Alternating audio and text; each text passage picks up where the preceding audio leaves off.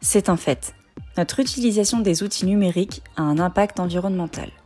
Pour limiter cette pollution numérique, nous pouvons agir chacun à notre niveau. Certes, nous pouvons très peu influer sur le poids écologique du matériel informatique et ses composants non recyclables. Quelques règles sont néanmoins à préconiser. Conserver le plus longtemps possible ses appareils, recycler ses équipements usagés et opter pour le reconditionner.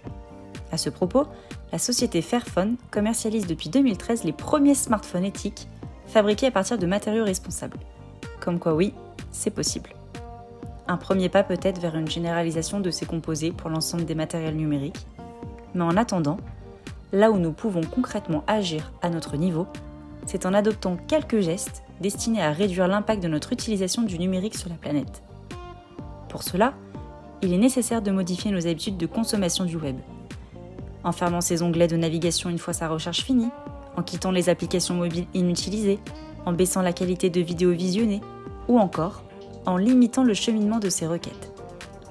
Car taper directement l'URL d'un site plutôt que de passer par un moteur de recherche ou enregistrer les adresses fréquemment consultées en favoris permet d'accélérer la requête, ce qui consommera alors moins d'énergie au niveau du serveur.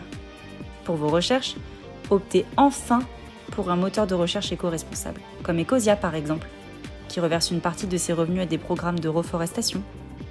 Limiter sa pollution numérique passe également par une utilisation raisonnée des mails.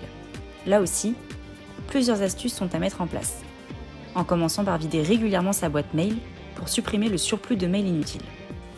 Pour éviter d'être submergé de mails non lus, désabonnez-vous des newsletters qui ne vous intéressent pas. Des outils comme CleanFox permettent de faire cela en quelques clics.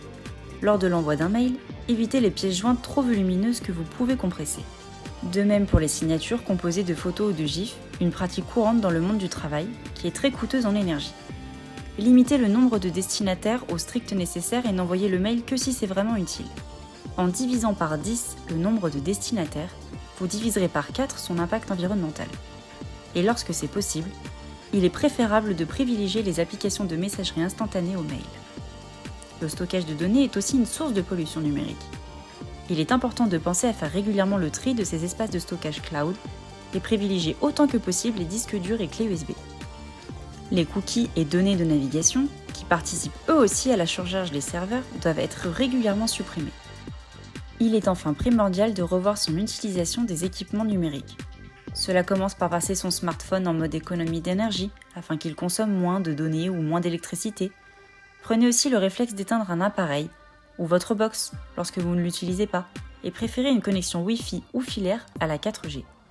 Tous ces petits gestes peuvent paraître anodins, mais en les appliquant tous au quotidien, dans notre vie personnelle et professionnelle, leur effet est multiplié et nous pouvons tous ensemble faire du bien à la planète.